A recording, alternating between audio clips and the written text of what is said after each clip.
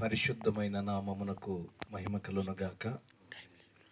వేదిక మీదను నా ఎదురుగానున్న గనులైన దైవజనులందరికీ కూడా మన ప్రభువును రక్షకుడైన యేసుక్రీస్తు వారి యొక్క దివ్యమైన నామమున నా హృదయపూర్వకమైన వందనాలు తెలియపరుస్తున్నాను.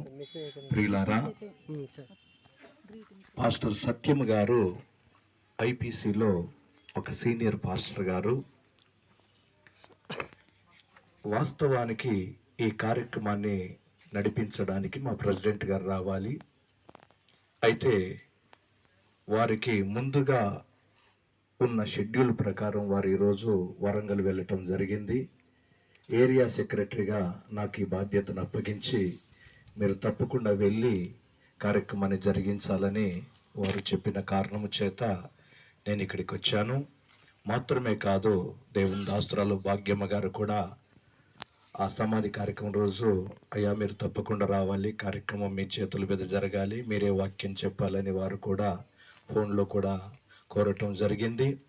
ఆ కారణం చేత మరి ఏది ఏమైనా సత్యం గారు మంచి దైవజనులు, ఆత్మీయులు, సౌమ్యులు.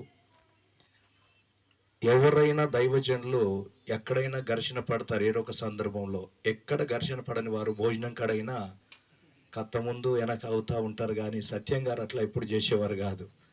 ఆయన ఎప్పుడు లైన్ దొరికితే అప్పుడే భోజనం చేసేవాడు. ఎంత దూరమైన మా ఐపీసీ మీటింగ్లకు రాష్ట్రమంతా పెట్టేవారు. మా నాయకులు జాన్సుందరయ్య గారు మీటింగ్ కడపలో పెట్టేవారు, ఆదిలాబాద్లో పెట్టేవారు. ఎక్కడ పెట్టినా ఆయన తప్పకుండా వచ్చేవాడు. మేమందరం వెళ్ళేవాళ్ళం. కనుక అయ్యగారి జాన్సుందరయ్య గారి నాయకత్వంలో మేమంతా కూడా ఎంతో బలపడి దేవుని పరిచర్యలో ముందుకు సాగినాం. అయితే గత కొంతకాలముగా దేవుని దాసులు సత్యం గారు బలహీనతకు గురై వారు రాలేని పరిస్థితిలో వారు ఉన్నప్పుడు చాలాసార్లు వారిని దర్శించడం జరిగింది. దేవుని పిల్లలారా, మరి ఏది ఏమైనా ఎంత స్థిరుడైనా ఏదో ఒక రోజున ఈ లోకాన్ని విడిచి వెళ్ళవలసిందే. లోకం ఎవరికి కూడా శాశ్వతము కాదు. కొంతకాలము ఈ లోకములో మనం ఉండడానికి ప్రభు మనల్ని ఇక్కడికి పంపించాడు. కనుక దేవుని పిల్లలారా, ఇక్కడ ఎక్కువ మట్టికి దైవజనులే ఉన్నారు గనక మనకు తెలియని వాక్యాలు ఏమి లేవు, అన్ని మనకు తెలిసిన వాక్యాలే. అయినప్పటికీ ఈ సందర్భాన్ని బట్టి కొన్ని మాటలు మనం దేవుని వాక్యమును ధ్యానము చేయాలి. కనుక కొన్ని మాటలను ధ్యానం చేసుకుందాం. మరి ప్రియ దేవుని దాస్తురాలు భాగ్యమ్మ గారు, వారి కుమారుడు, వారి కుటుంబము, వారి బిడ్డలు, వారి కుటుంబాలను ప్రభు ఆదరించి ఓదార్చున్నట్లుగా మనమందరం కూడా ప్రార్థన చేయబద్దులమైంటున్నాం. వారిని ప్రభు నడిపించున్నట్లుగా అందరం ఒక్కసారి దేవునికి స్తోత్రము చెల్లించుదాము. హల్లెలూయా చెప్పండి, హల్లెలూయా. ప్రియులారా, దేవుని వాక్యములో నుండి ఒక లేఖన భాగం చదువుకున్నాం. చూడండి, మనందరికి చాలా పరిచయమైన లేఖన భాగమే. హెబ్రీయులకు రాసిన పత్రిక 11వ అధ్యాయము 5వ వచన భాగమును చదువుకుందాం. హెబ్రీయులకు రాసిన పత్రిక 11వ అధ్యాయము 5వ వచన భాగం చదవండి. విశ్వాసమును బట్టి హానోకు మరణము చూడకున్నట్లు కొనిపోబడెను. అతడు కొనిపోబడక మునుపు దేవునికి ఇష్టుడయ్యుండెనని సాక్ష్యము పొందెను.